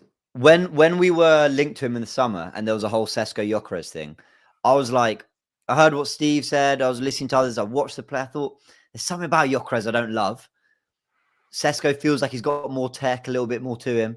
But Gyökeres is a goal scorer. Honestly, I wasn't really sold by either. Since he signed, I've liked Gyökeres more than I thought I would. I don't know what it is about him. He's just a bit of a battering ram. He just sort of runs into channels, a bit of a nuisance. Technically, he's a level below like a lot of the other players, it feels at times. I feel bad saying that because here I am in my chair at my desk and obviously can't kick a ball like him. But I don't know what it is. I think his intentions are right. And in that, we get something from it. I know that sounds really silly, but right, think of this. We won away at Burnley, won away at Newcastle, we won at Man United, we won at Fulham. He led the line. the minute we had Marino up front, away at Sunderland, away at Chelsea, away at Villa, like Marino didn't really do anything more or less on the ball than Gyökeres would have done. But just by not running into channels, not trying to stretch a defense, not making strikers runs, felt like we couldn't ever really, like, you know, go from one end of the pitch to the other quite quickly. Felt like we never really got control. We had a counterpunch to other teams. So I'm not his biggest fan, but I genuinely think we play better with him and the team at the moment. He's just willing to make runs and chase balls and go into space and make the kind of runs that players behind him want to play passes into. Look, of course he's been underwhelming, but also there's something I weirdly quite like about him. I don't know what it is. I think we're a better team with him in it at the moment. But if Jesus gets into any kind of form, if Kai Havertz looks like the Kai Havertz of 2024, they're better players. But let's see. I don't hate on the guy. I really don't. There's something I quite like about him. A lot of ifs there. A lot of ifs. Sorry. I know. But there's actually like a tangible run of results where he's led the line, like Atletico Madrid, Fulham away, Newcastle. I thought he did all right in the Man City game. Like, there's actually, we've played all right with him. It kind of in spite of his performance, and at times I think he's played quite well. I don't know. I think he's actually doing more good for the team than he's getting credit for. But I appreciate like he's not without him though. If you had Havertz up front without him, I think you get the same results. You brought him in to score goals to be the game changer, in my opinion, and I don't think he's that. You know what's so interesting about Steve is why is Malcolm X? Why has Malcolm X got a gimp in his house? Bro, they're about to shoot a corner, man. And B, the gimp's come in and wiped his screen. Wait, hold on. The gimp has come in and cleaned his screen. No, hold on. You're a host and you still lack decorum. Is that incredible? Like, how incredible is that? You can't even for 2 seconds at your age and just play your role. Man, let's lock these off. They're about to do something nasty in that room, man. Listen, they're about to do something nasty in that room. I was recording an episode, right, of my podcast, and that's why I'm in here, because I can't do both sets at the same time, right? Maybe, you know what I mean? Just allow me today, all right? Allow me. Goodness. Did you choose your personal podcast over Pick Six? No, it overran. It was an incredible conversation. You'll see when it drops, and I want to be here, but you can't be duplicated, guys. You know, TOBS wasn't here last show. He didn't even tell us. Turkish is in Cyprus. Like, things happen, guys. You know, GRIZZ. But no one's getting onto you for that. We're just asking, why is there a random masked man walking around the room just waiting, bro? I just see Pulp Fiction, people. No. Did he have underpants on? Did he have underpants on him? Do you not see Pulp Fiction? I see Pulp Fiction, man. How many points have you, man, deducted off me? Because I know you have. How many points do you deduct off me? Fair, you've missed 2 predictions, so. Marcellus Wallace. Oh, You know what, Chris? I'm gonna. You know what? Chris. Remember, we're filming Christmas content this week. Just remember, all of you need to remember that. Don't get too confident in here. You know. Whoa! Listen. We're filming Christmas content. We're not filming a Christmas porno. You pervert. Oh my God! You know what I mean? I'm going down for. No wonder no one's told me what we're doing, mate. I'm not signed up for none of this shit. SAEED, cancel the trains. We're not going in any of that. Hold on, guys. London shit. That's South London deep shit that I'm not getting involved in. That we're normally mate. We don't do shit like that. Guys, let's go back to the entry. Let's go back to the entry Marcellus Wallace made to the show. He was standing close to the screen, smiling with a big, massive smile on his face. 5 minutes later, a masked man comes in and wipes the screen. Bro, wipes the screen. What do you mean by that? And he's definitely not wearing trousers. The masked man. What do you mean by that? They told me it was a Christmas special. I ain't stuffing no turkeys, if that's a code word for what I think it is, you weirdo.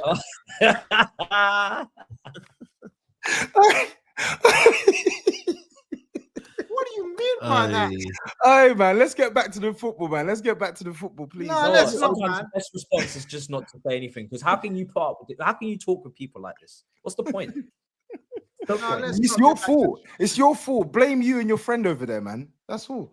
He's your friend as well. You were literally here today. Why are you acting? I don't know. like He's bro. Leave me out of whatever shenanigans you lot have got going on. Leave me out, please. Actually was here today, and I wasn't. Please. So you were here working with when him I was today as there, well. there was no random masked man walking around in these boxes. Okay. So when I was out and you came to the yard and you was with the masked man, I was there to record some content. I don't know what you're doing. What kind of content? What kind of content, mate? What kind of content were you It's recording? an ad. It's an ad. It's not a porno like you, bro. Just get away from the screen a little bit. I feel uncomfortable. Yeah, chill, man.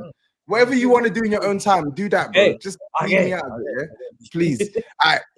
So Everton, Arsenal. I mean, I don't know, James. Gyökeres has been awful, man. He's been absolutely awful. What is it, like 1 goal in 10? He stinks, man. But surely you win this game. He's been awful the whole time, though, or just since injury?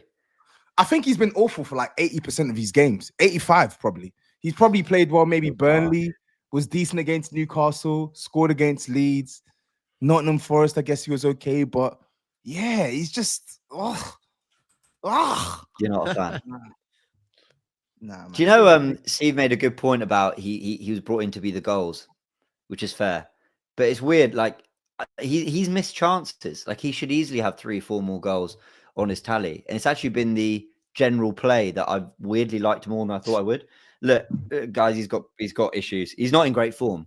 But pre-injury, I honestly thought he was getting into some kind of form. And do you know what it is, ultimately? Can Mikel Arteta just pick a guy and go with it? If it's Marino, if it's Jesus, if it's Havertz when he returns, or Gyökeres, like, none of them, absolutely none of them are going to get into any kind of form. If they're in 1 week, out the other, actually, now we'll go for this guy, now we'll go for that dynamic. This time we'll play Erdegaard behind, and then we'll go Eze. Just pick your guy, give him a run, and literally go, we spent 65 million on him. Like, there's got to be something there. I'll give him a run. I think he'll score against Everton. I'm backing him. Go on, Victor. Yeah. Let's see. Anyway, let's move on to predictions then. So, SAEED, we'll start with you. Everton v Arsenal. What are you going for? I'm going to go 2-0 Arsenal. 2-0. Okay. Steve, what are you going for? 3-1 Arsenal. 3-1. Until this guy sends me his predictions to my WhatsApp, I'm still not acknowledging that he's actually sent me any predictions. So that's another. I don't give a shit where he is. That's another no-show. So, James, what's your prediction? 3-0 Arsenal. 3-0. Fair enough. Cool. Okay, and I will actually go for 2-0 Arsenal. So then, Grizz. In fact, no, Matisse. Sorry, now you're here. Sorry, you may as well give us your. You're getting your lick back in it, Fez. Yeah. Expect it. Yeah. What's your prediction? I'll go 2-1 Arsenal. 2-1 Arsenal, and then Grizz. 2-0 Arsenal. Oh shit. Who you sending the predictions to after you write all of them down? Tell me who are you sending the predictions to? Is it me? It is me, right? I just said, yo, Did get you just out. drop him out of the stream? Matisse, look at Tobes. He's talking below. He doesn't realize he's off the stream. Look at him, silly guy. Silly guy. What kind of host is this? Did you let people know Mob is on Friday night, Saturday morning? AJ Paul? No, you didn't. No, you didn't. Oh, Disgrace. Tobes, what you playing at, man? That was quite an important thing that you needed to say at the start as well. What are you talking about? Oh, you didn't hear him. No, All what right, did you say? So the Mob will be live from 3 a.m. AJ, Anthony Joshua versus Jake Paul. For the first time, the Mob and the Big Six will be covering the boxing, right? That was your job as a host. You knew that today. You forgot it. So, you know, it's wow, you're getting a 10 off now, aren't you? Yeah? I don't give a shit if you tell me off. You just said it. Thanks for at school. I don't give a shit. As Anne Robinson would say, you are the weakest link. Goodbye. This guy is in Cyprus. This guy is in Cyprus twerking for some hairy, strange dudes, and he's just here, just on his phone. Why is Nigeria releasing Nike goalkeeper kits and going back to 1998 to release kits just because? I'm sick of this guy. I'm so sick of him. I don't even know what he's doing here. F off. Either host or piss off. What's he doing? Honestly, state of him. Just coming in here, derailing the whole show, bro. Pissing me off, man. Dickhead, man. He's done. He's rattled. He's pissed me off, bro. Talking about Nigerian shit, man. Get out of here, man. There's also one striker that a single Premier League goal. All right, you lot. We can keep doing this.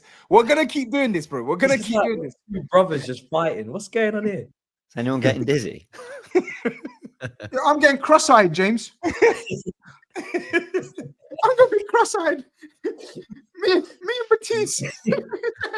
Right, listen, yeah, welcome to the club. You know what I mean? Bro, this guy's We're looking pissing for me off, members. man. We're looking for extra members anyway. God, Yeah. honestly, can we actually run this show properly? Yeah, man. No. Can we get some? I'm getting pissed off now. Yeah, then be pissed off at him, innit? Well, it's supposed to be a professional outfit. Okay, so then blame the guy, blame the CEO. Look at the way he's acting. No wonder bro. this show ain't got a sponsor. Look at the state of us. Yo, There's no You're need in for that, bro. outreach. Come on. Look at the state of us. yo, Uncle Outreach, man. Do some outreach. Yo, man. what you do? There's no need for that. That's below the belt, uncle. Yeah? You sort yourself out then, innit? That's below the belt, uncle. Yeah. Sort yourself out. Yo. Let's get some super chats quickly and before we move on to the next prediction. So big up Raji. He says, which current Premier League footballers on the highest scale of greatness at this moment in time? It's probably between Rodri, Van Dijk, and Salah. Current. Ugh. Salah for me. He said Yeah. current playing not in current form, Toby. Why are you making faces like that? He didn't say current form. No, He I said- wasn't making a face at the suggestion. I'm making a face at the question because it wasn't really relevant to Arsenal, and he's an Arsenal fan. So why does he have to talk about Arsenal only? Because we're talking about Everton v Arsenal, bro. He's a valued member of the Super Chat community. Oh my days. Are you gonna fight me on everything? Honestly. No. Okay then. Back in your box. God. Shit. Talking about Back in number my- 16. Why are you Thank you saying for the super. box for me again. Why are you saying back in my box? You know what? I'm sick of this. You host. I can't do this anymore. I can't work under this type of environment. Just I can't. Yeah. So you host. You want to No, talk? carry on. You host. Carry No. You host. Carry on, man. Carry on. Okay then. Talking about Gyökeres when we still have the same offensive issues that have been known for years. Arteta is and has been the problem. Full stop. James. He doesn't. I don't think he gets the best out of strikers. But I don't know. I think Gyökeres can be doing more. Jesus came on against Bruges and suddenly was getting 2-3 shots at goal. Gyökeres did nothing. So yeah, it's not all on Arteta. Oh God, this guy's a loser, man. I swear to God. Absolute loser. Big up Brandon as always says, tell them Grizz, no sponsors and always late. Fix up. So why you here then, brother? Help us. What host? You're unbelievable. What? It's fucked, man. I'm actually gonna lose it. If this guy continues to do this, I'm just gonna switch off my laptop and call it a day. Honestly, I don't even care about the points at this point. Is that what you want? Is that what you want, pussy? Yeah? Because I see you in the background. Is that what you want, you pussy? Yeah? How can I rattle you all these miles away? Oh my God, this is amazing. Yeah, it's crazy. All right, cool. Let's go through the final few supers. This one from Izzy Raj says the cracks are starting to show at Arsenal. They used to have this mad full 90-minute press, but exhaustion is kicking in now. City still have gears to go. Again, James, thoughts? True on the intensity at which we play. That's definitely been lost a little bit with tiredness. But I think Arsenal still have gears to go, man. We've had, our centre backs missing for the last 2-3 weeks, month really. Havertz to return, who I'm not his biggest fan, but Arteta loves him. Erdegaard's been in and out. I don't think Eze's playing his best position, which I think is off the left. I actually think we've still got a few gears to go, but I agree City do as well. I think it's going to be a really interesting second half. That Eze He's one right, is mate. very interesting, isn't it? Apparently, he's not playing his best position. Interesting. No, I never saw him as a 10. I always thought of him as a left winger, you give him a bit of freedom to, but Yeah, a lot of people did see him as a 10. He's struggling. I agree with you. He's struggling, but that's all right. I think he'll kick into gear second half of the season. Fair enough. Let's move on then. Newcastle, Chelsea, finally, Matisse. Early kickoff this weekend.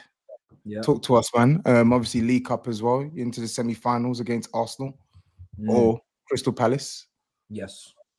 Yeah. It's been a mad week because from what I can see, you know, Man City are interested on our manager. I don't really know how much I take from that this early because obviously company and to be honest, is Pep even going, all these things, but it's a masterstroke from Maresca because he's had a bit of a press conference. It's caused a bit of a kerfuffle, and then that report drops. Whether it's how accurate, I mean, it's David Ornstein, so you got to take it as very accurate. But you know, he's one of the people on the shortlist apparently for them if Pep goes. He's worked at Man City before, and I think for a lot of people that were maybe questioning his credentials or how much is he improving since he's come to Chelsea, how much is he objectively done at Chelsea, and how much should he be throwing his weight around at Chelsea? Now, Man City interested, maybe that changes the dynamic a little bit and people start actually appreciating some of the things that he's done. Yes, he makes mistakes. Yes, he makes wild, wacky decisions, but he has done a lot right. Hence why this is the first time we've qualified for the Champions League under these owners. We're in the Champions League now, and he's still learning and still young. So yeah, for me, it's interesting. I'll say that much at least. And when it comes down to Newcastle away, it's tough, man. It's very tough. You know how Newcastle is when big teams come to their ground. They're going to be super physical, pure altercations, and it's going to be not for the faint-hearted. And we're not good this time of year, as everybody can clearly see. You know what I mean? We just beat Everton, thankfully. That's our first win this month. And Newcastle away, bro. If it was normal circumstances, you don't leave Newcastle with a point and complain too much. But because of the run that we've been on, we kind of do need to go there and win. To be honest, like we do need to win. So I think they've got injuries, which probably helps us a bit. There's no Livramento, it seems, potentially. There's going to be maybe Dan Burn missing. You know, there's a lot of guys missing. So we have to try and take advantage of that. And we need to go there and win. Caicedo's coming back from suspension, which is good.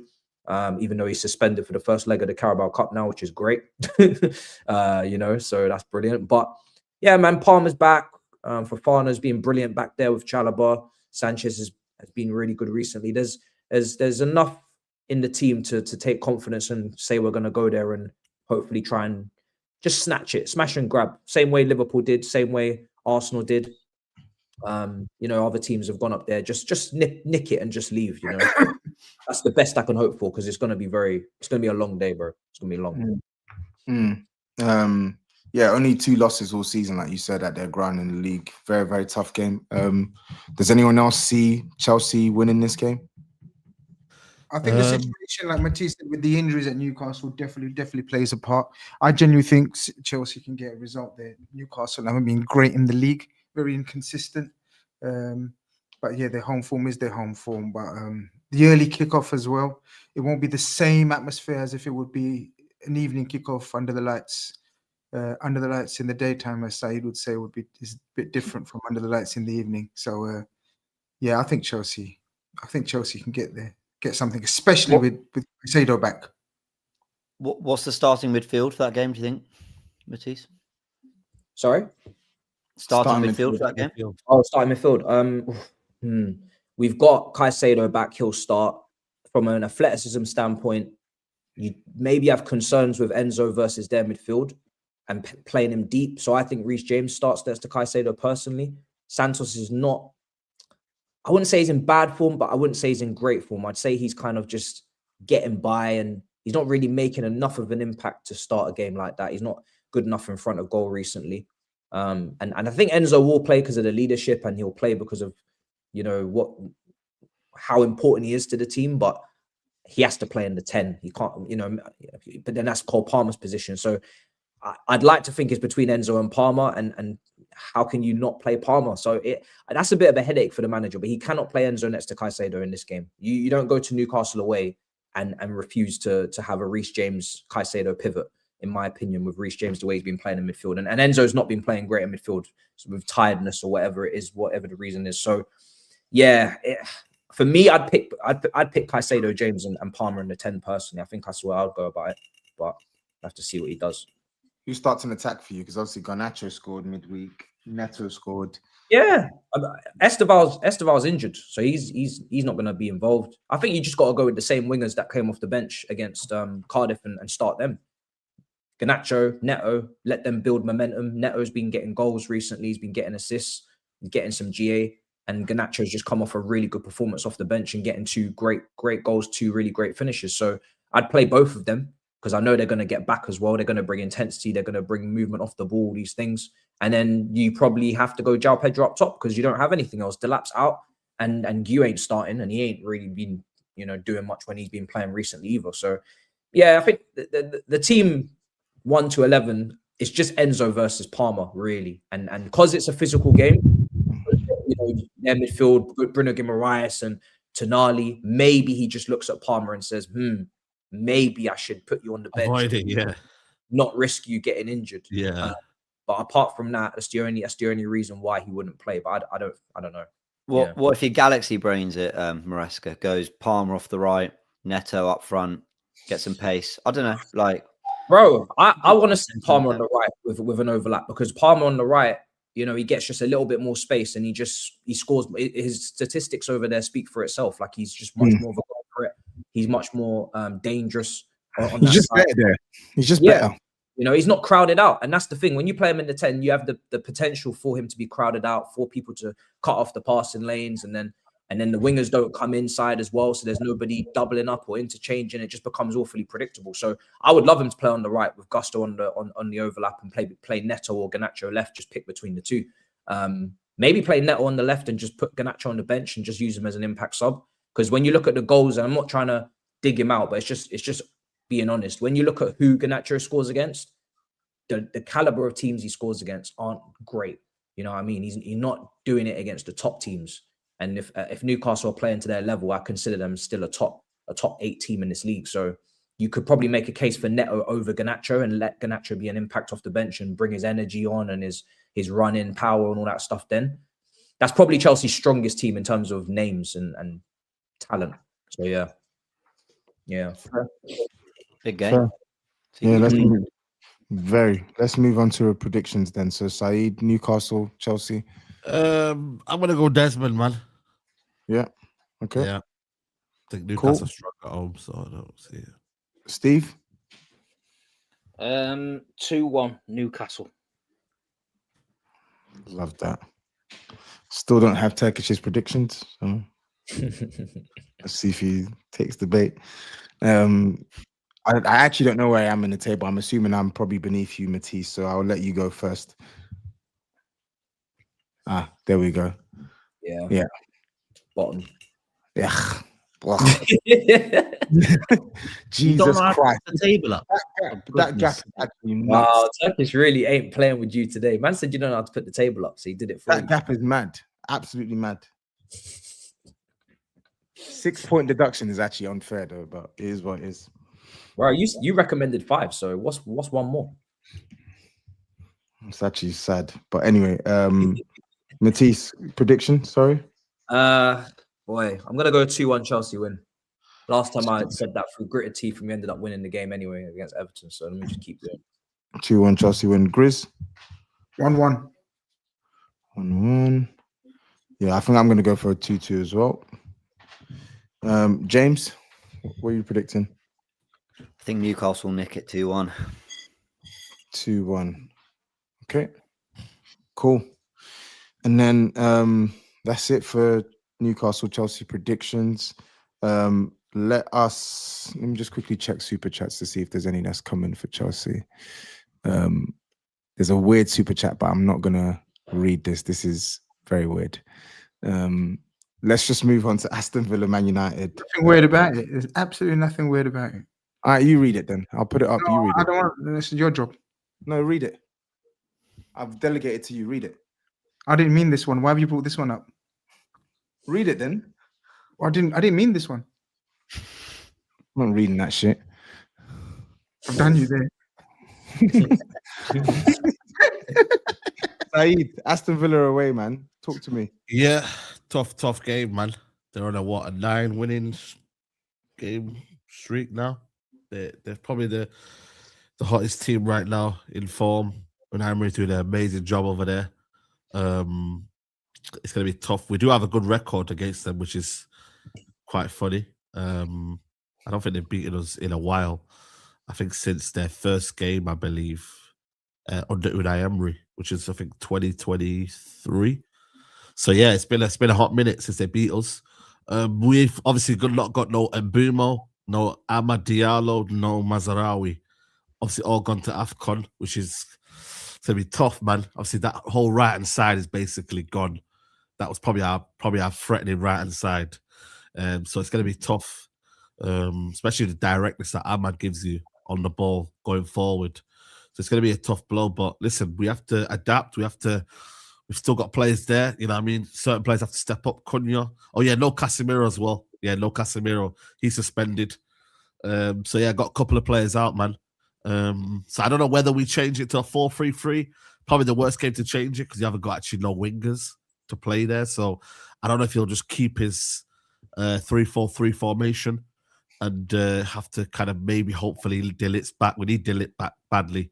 I mean, Heather's done all right, but we've leaked a lot of goals. I think we're the second highest goal scorers in the league, joint with Arsenal. But in terms of conceding a lot of goals, man. You know what I mean? So it might be on the one hand fun for the neutrals, but we are very, very vulnerable at the back. And obviously now with Aston Villa kind of doing well, you know what I mean? It's probably the worst team to be playing right now. But you've got a good record, man. It wouldn't surprise me if Man United go there and win, and we're the ones to kind of, you know, end the record. That'd be mad.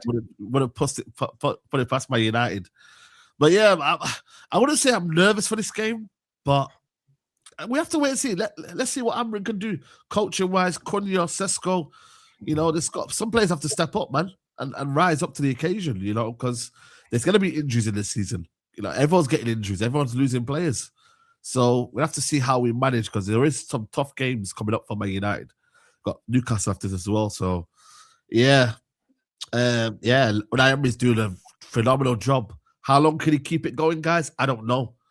I just hope it doesn't continue at United. But yeah. SAEED, what's your team? Because you're right, that right hand side has been decimated. I quite like Mazraoui as a centre back in the back three. Yes.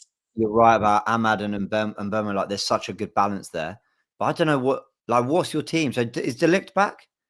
No, it's 50-50. The manager, he said he doesn't know him and Maguire, which ideally we need a centre back because with Heaven, it's about stepping up into that space, and I think he can't do that. Heaven, he doesn't really anticipate the ball enough for me, and I think that's a big problem. So we kind of need De Ligt back. Right side of centre back, obviously Lenny Euro's been there, but I think he's struggling the last couple of games. Shaw's been all right. Left wing back role, you know, you're gonna have to put Dorgu in there. Dallo right wing back. What about Lissandro? Could Lissandro not start? Lissandro, I'm not sure. He looks very rusty, very rusty.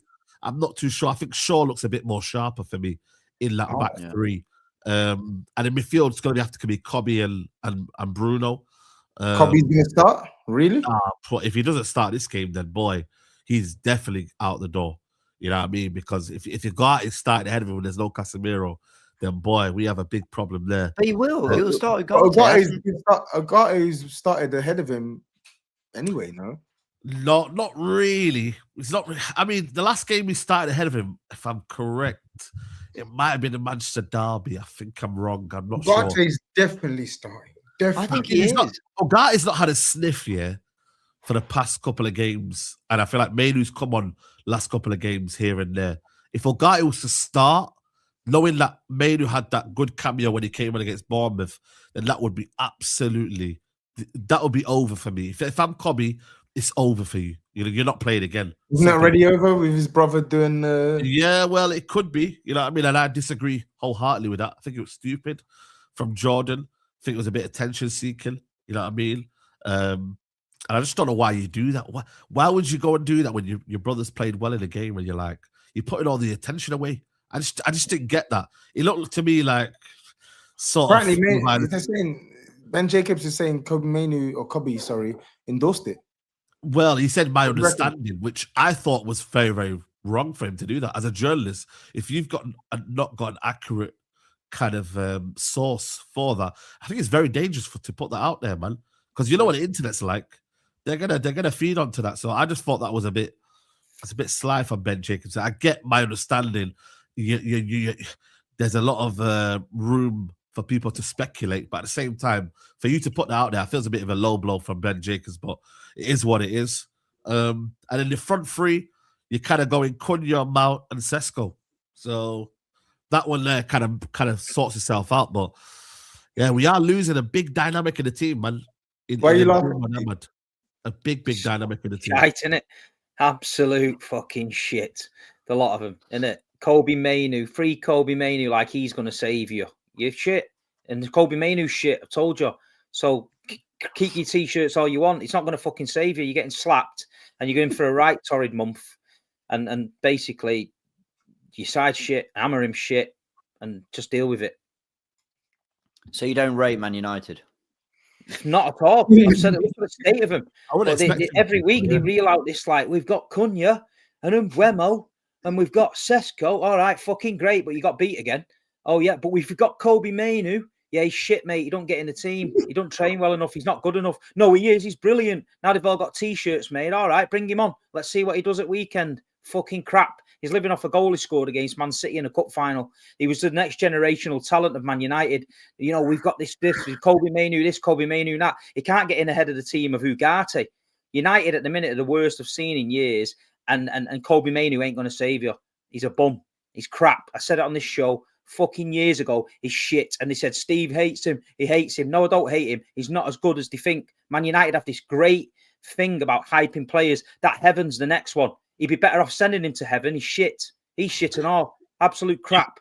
You know what I mean? But you gassed him up. Chidi, what's the guy they got from Arsenal? Obi-Wan Kenobi. He's going to come in and do the business. Yeah, you might as well send him to Star Wars because he's shit and all. You know what I mean? So stop gassing up fucking crap players. Open your eyes and fucking realise that I don't think we're gassing up. I think you're the only player that doesn't rate Mainoo in this panel. You're the only person that doesn't rate Mainoo in this panel. And I'll be proved right again. I'll be proved right again. Where's Xerxes? What's he doing? Is he coming to save you as well? You might as well throw him in the mix. Yeah, but the thing is, though, listen, we saw what Mainoo did, one of the best players in the Euros. We saw what he did when he was... Calvin Phillips was one of the best players in the fucking Euros and the World Cup the other year, but no one gives a fuck about Calvin. Calvin Phillips, he got England Player of the Year. So what? Listen, man, this Calvin Phillips, he just fell off in it, but... Yeah, but if you're using that logic to big up Kobe Mainoo, then... Yeah, but one's... How old is Calvin Phillips? Nobody cares. No, but how old is Calvin Phillips, though?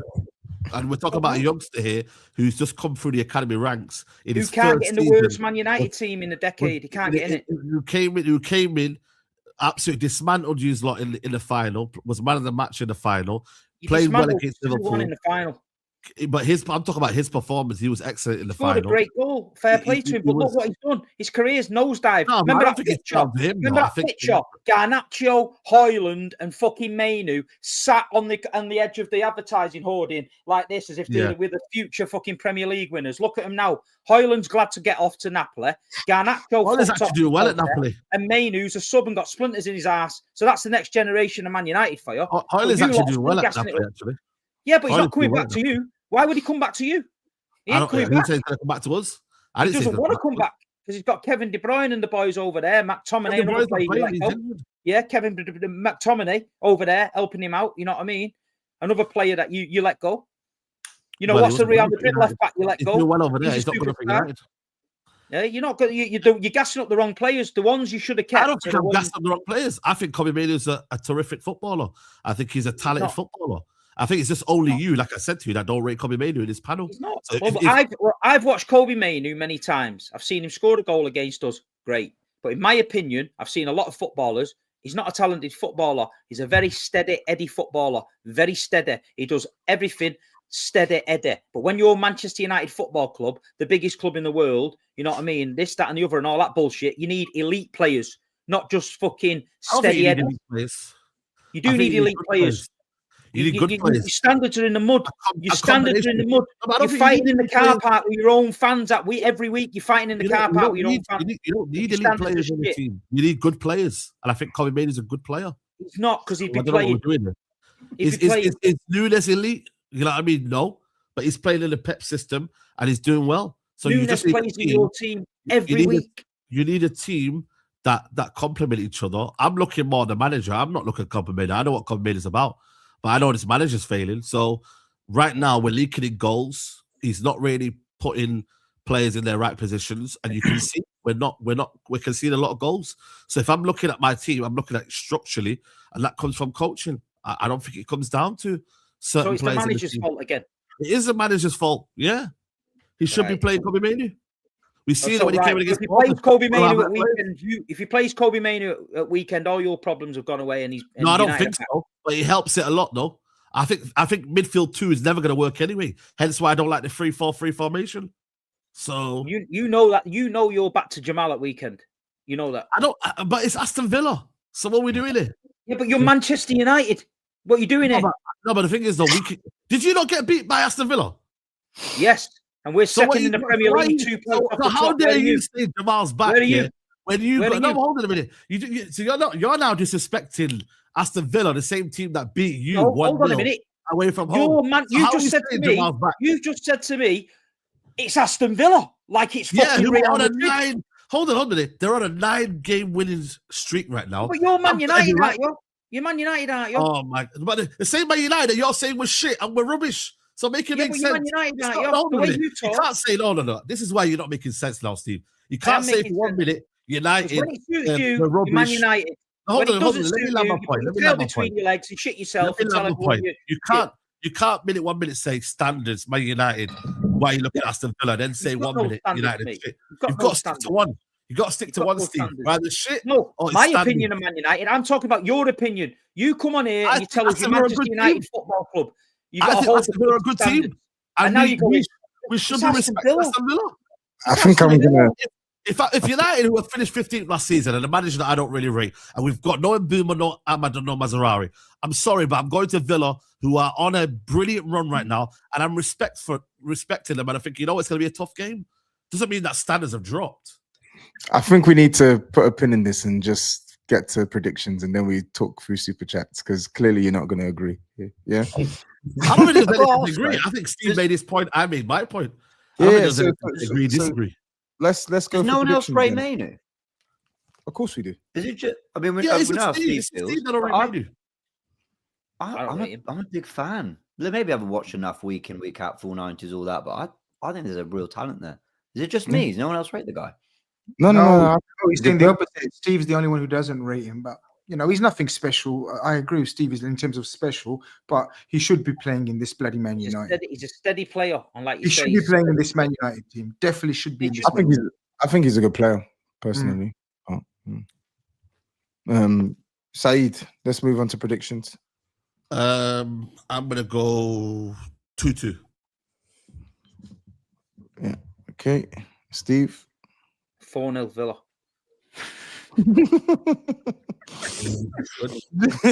Wow. With Kobe Mainoo playing centre mid.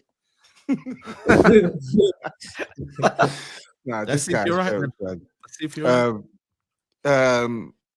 No, still no prediction from Turkish, but it's whatever. This is you're moving mad. Matisse.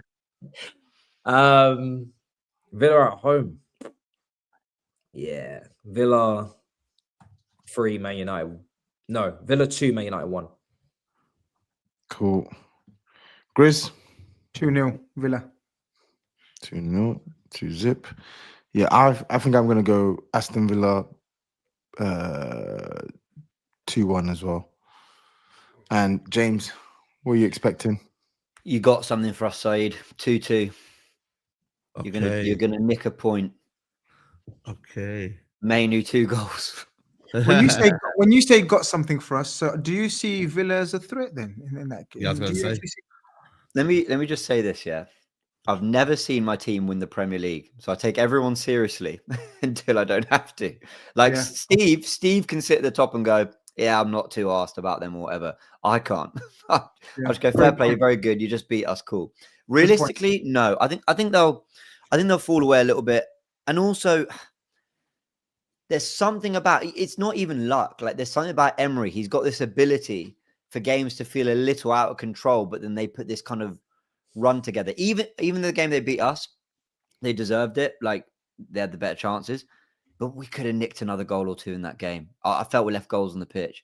So And last question, James. Last question. I started a bit of a debate last year. I just asked a question last week, and as usual, everyone went mad. Who's the second best coach in the league? Coming. I just want to answer, bro. You start. All this. Can I give you a very political answer? Oh, I know, but hear me out. Because we actually spoke about this on a show, and Villa fans ripped me for it. But Emery's undoubtedly got the better CV. Like, I don't think that's a debate. But I always used it as the metric I used was like, if the big clubs needed a manager, if Liverpool, City, Barcelona, Real Madrid were looking for a manager, who would they pick, Emery or Arteta? And I think there's a lot of them that go for Arteta. I don't know what it is. I don't know why. I know Emery's a winner. He's an amazing manager, and he probably deserves, if and when the time comes, he's not at Villa anymore. I reckon the big clubs will look at him, but I have a feeling that Arteta's maybe seen as the guy who he's never taken anyone to the title, but maybe can get to that potential. I don't know. But anyway, it feels like you're just disrespecting one or the other, doesn't it? Emery's brilliant, but absolutely no disrespect. Honestly, I wouldn't swap Arteta. I wouldn't swap my guy. No, I'm not saying that, and it wasn't aimed at. See, the thing is, everyone keeps thinking I'm swerving towards that debate. I'm literally saying who's the second best coach in the league right now. And no one can answer it. No one wants to answer it. I don't get it. I don't get why. It's so weird. Well, I'll ask you guys. If Real Madrid or Barcelona, I think right now. No, but that's a different question, James. I agree with your point about Arteta would be seen by a lot of the big clubs right now as the future if they were to pick a coach. I'm just saying who's the second best manager right now in the league. Well, not right now, but in terms of currently managing above his weight. If you're talking what the expectation of the clubs, the squads, there's no question. Emery's got further. Like Emery's done more. So I guess by that metric you could say that. I just think, like, when you're talking about winning the biggest honors in football, the Premier League, the Champions League, or whatever, I think clubs would turn to Arteta first. And I agree with that as well. But Emery's doing an unbelievable job with Villa, and are they in the Europa League this year? They are. They are. Yeah. Man, they're probably going to win that. He'll probably win his 5th one. Look, yeah, cool. He can have the title of second best manager, and probably rightly so. But okay, thanks. Glad you were able to get the answer you're after. Now, do you know why I call him the football connoisseur? This glazing is out of hand. He reminds me of Jordan. You know Jordan on Loose Cannons. That's what GRIZZ is for us on Big Six. I love Jordan. I don't know this brother Jordan, but if he knows his ball, then yeah, big up Jordan. Yeah. Okay. Pick up diabolical Saeedism again. He says Saeed Amrin is way out of his depth. He is like a water out of fish. Big up. Stupid yellow shirt sends in a super chat. He says United should send Mainoo plus cash to Palace for Wharton. Everybody wins except for Wharton, as he'd have to play for United. Also, United still wouldn't win games. I think United need a bit more. Like, Wharton's a baller, but I think you need a bit more steel at midfield.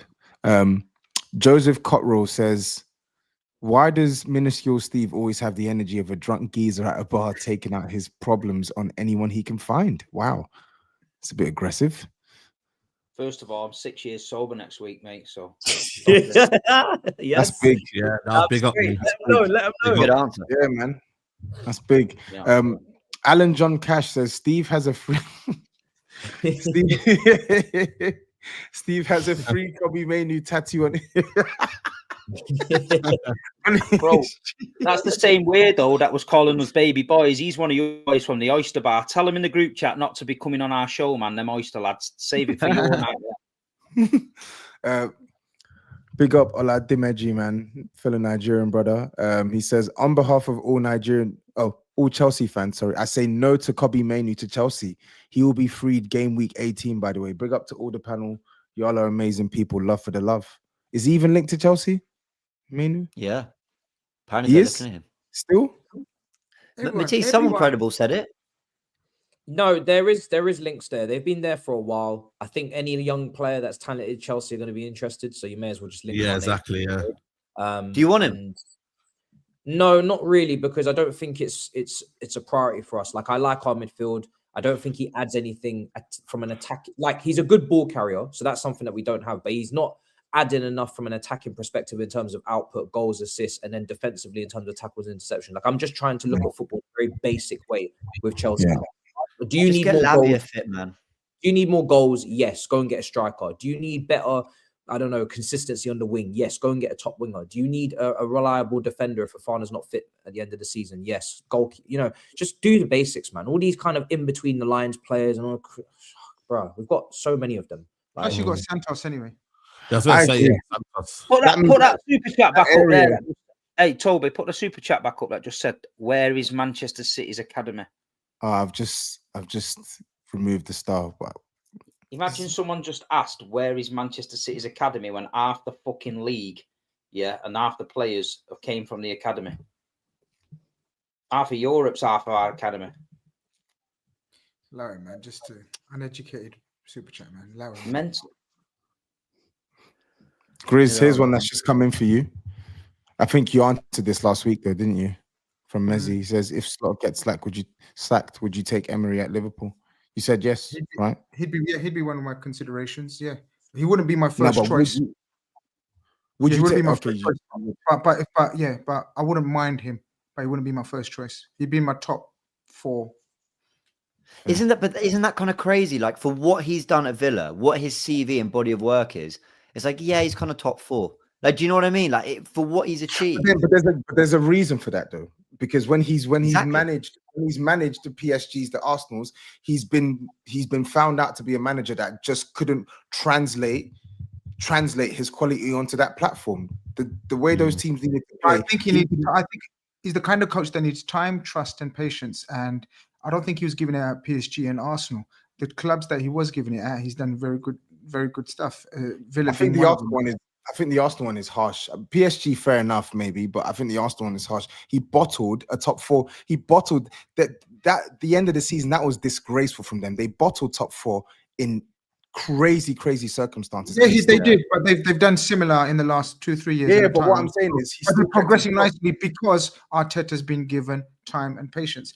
I believe Emery is a very, very good coach. As I said, I think he's the second best coach. He's a very good coach. Yeah. And so there's no James, again, when we talk about sort of top 4, we're talking about Liverpool in the elite band of clubs. So we're talking about if the top 4 have to be elite candidates, if he's one of those elite candidates, it's no slight on him. So it's a good thing. You know what it is? And I genuinely mean no disrespect to Villa. They're a massive football club. They're a great team. But you know how they had that run of first 5 games? They didn't win and they didn't score in the first 5 games, yeah? If that happened at Arsenal or at Liverpool and Emery was manager, yeah. The pressure, the noise, it is completely different. Now, I'm not saying there wasn't pressure at Villa, but I think it's more that platform. I sound so condescending. I don't mean it that way. I'm just saying, like, you can kind of just quietly figure it out, what's going on, put a run together, and kind of get yourself back on track. I sometimes think those those results in slightly different circumstances, because Villa, for the players they got, should never be going 5 games without a goal, not winning any of their first 5. And what an amazing turnaround! Like, huge credit to him. I just don't know if you get that, like, almost. You don't do that without much noise. I know people were talking about it. Did you guys get what I'm trying to say? What you're saying is the truth. What you're saying is the truth. It's the truth. Yeah. Same thing with notice again. You might say Tottenham is not a big club, but he could get away with that. Thomas Frank at Brentford, but look at it already. He isn't. That's what I'm saying. He's not getting away with it. He's not getting away with it from the fans. Internally, maybe they're just trying to give him patience, but he's not getting away with it.